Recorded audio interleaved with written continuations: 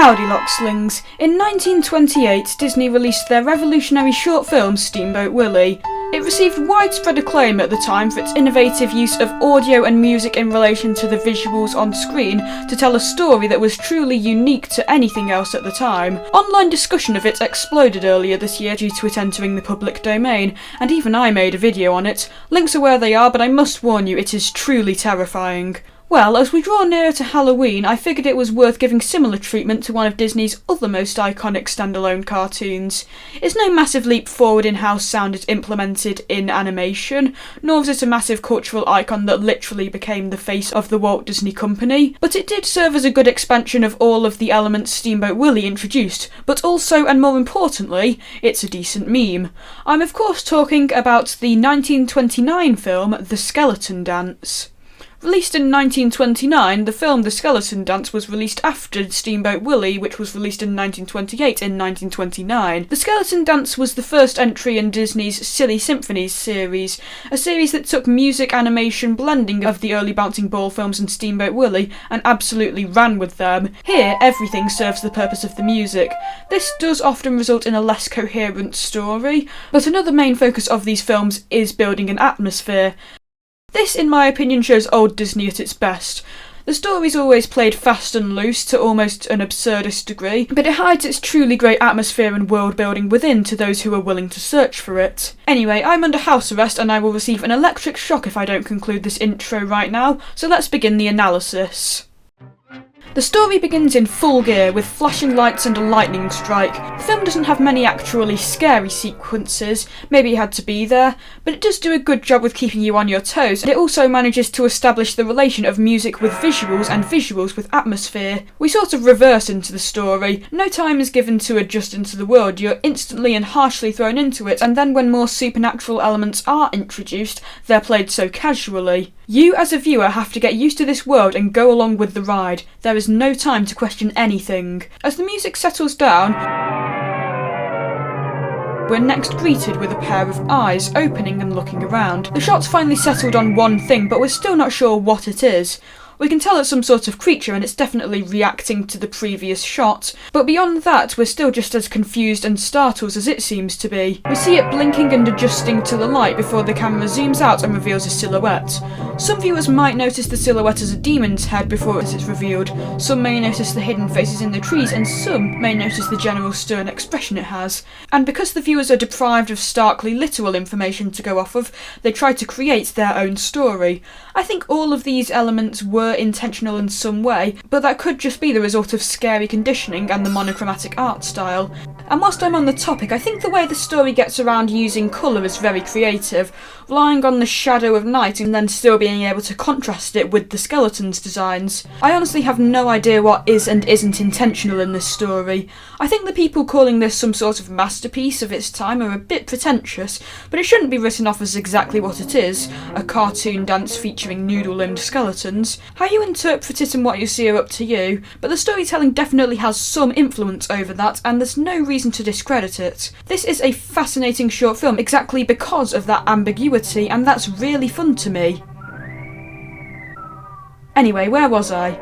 The shadow of an owl is finally revealed and it takes up the centre of the shot, bordered by the giant moon, and finally some elements of cartoon logic and simplicity take over, the owl almost filling the moon as it inhales and releases a high-pitched wail. But the bird's interjection is quickly interrupted by the same natural forces behind the lightning strike at the beginning.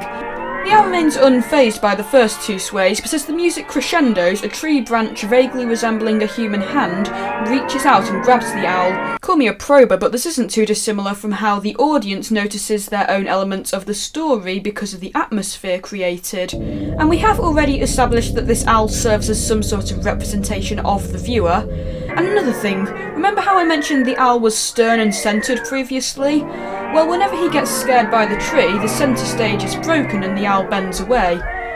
After this pattern repeats, the shot moves on to a new setting. The previous swells of music fall back down into silence, and we now look over a graveyard.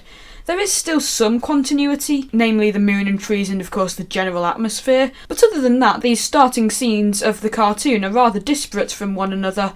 Not to say that's a bad thing, the pace sort of wanders around after the initial crash and we see this as we prepare ourselves. That being said, I don't think all of these shots are worthy of extensive analysis like we did with the previous one. They do a perfectly satisfactory job of setting a scene, and they can provide a lot of creative imagery, and they can help establish a rich ecosystem of the world as the plot and pace both seem to search around for the cause of the crash at the start. You see each aspect waking up from the silence and creating its own melody. However, the cat scene is the first one notably different enough for it to get a mention. Not only because it features an objectively superior animal, but also because it's a lot more cruel and blunt than the other shots. Cats aren't emotive and reactive animals, they're impulsive and defensive. The two spit and bicker as the music gains complexity, but in the centre of them arrives a contrasting skeleton. As I said earlier, their entry is given much less power. It's silent and shy, almost a mockery of the busy and loud nature that came before, but they command the scene so effortlessly and laugh in the face of any deeper meaning.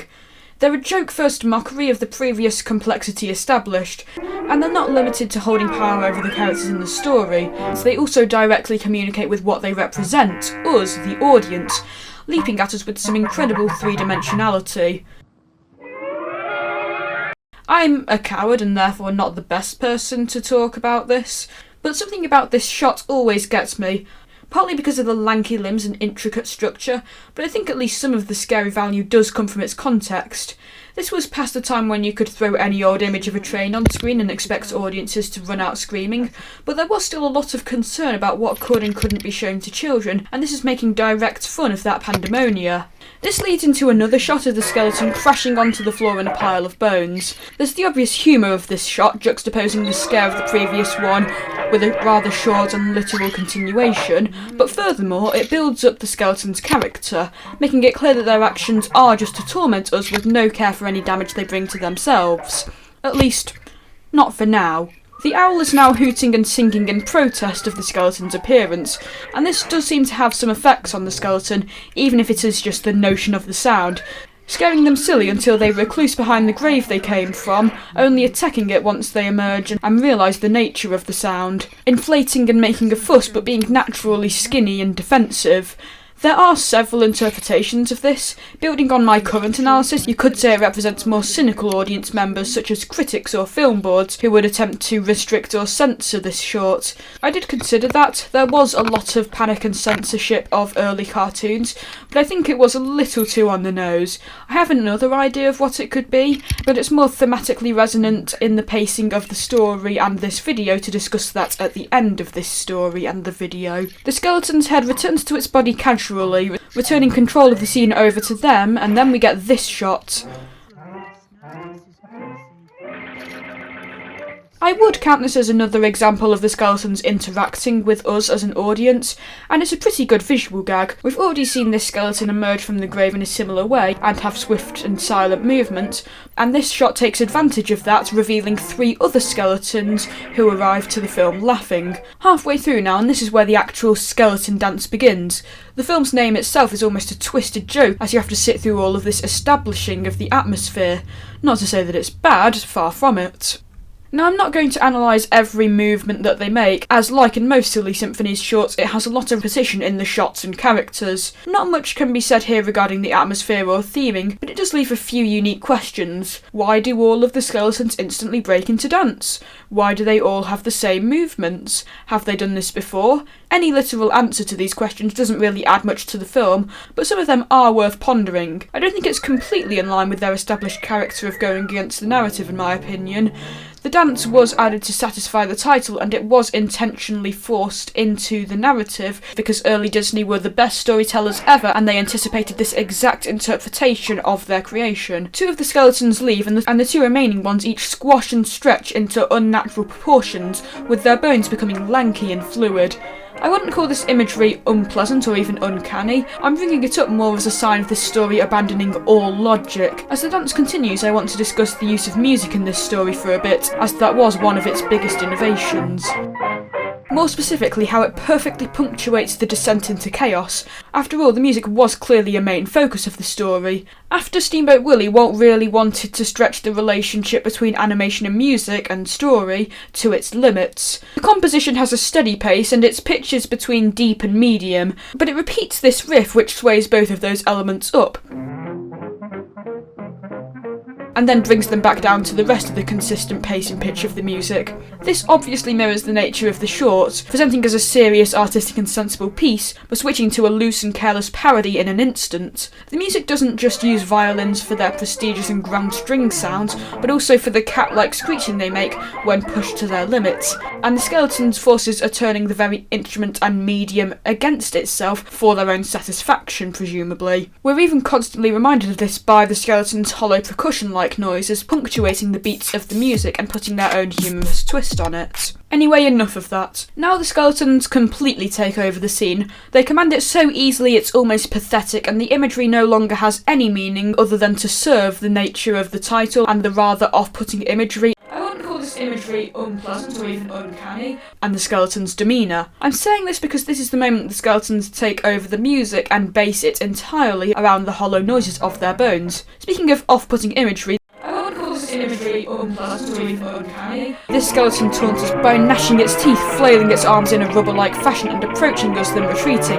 It's unsettling and it's drawn out for 10 seconds. You want it to be over, but you expect it to at least follow the rule of thirds and therefore have 3 repetitions, and then it doesn't. The scene moves on and gives you barely any time to reflect on what just happened because you're not supposed to. Oh well. The skeleton now breaks into pieces and crashes together like an accordion. Absolutely no logic is being followed now, but the film continues to descend into madness. The cats are back and now they're being abused and played like an instrument, another mockery of the story's music, and more importantly the cats are representatives of the audience, as we kind of established earlier. I don't even know what to say about this shot. I suppose the slide whistles parody the music more, and it has more liquid-like animation. A skeleton plays another skeleton to literal death or inanimacy, but don't worry, they're okay in the next shot. Okay, the music's cut. We can breathe now. Another bird calls. This time it's a rooster symbolising the arrival of day, and it once again scares the skeletons. Why? Well, because the skeletons aren't necessarily in control. It's a cycle. There's no clear best between art that has artistic value and chaotic art that has enjoyment value, and the former is the majority of what Disney would make from this point onwards. This skeleton dance was just a spooky little night in between the various other productions, and that's the story of it. The arrival and overtake of evil, then their jesting dance as they gloat their success, before the arrival of good once again taking over and making the previously all-powerful evil a frantic, childlike and panicked creature that runs back to its grave like a cat from a cucumber. And that's my analysis of the skeleton dance. See you with a video about it on November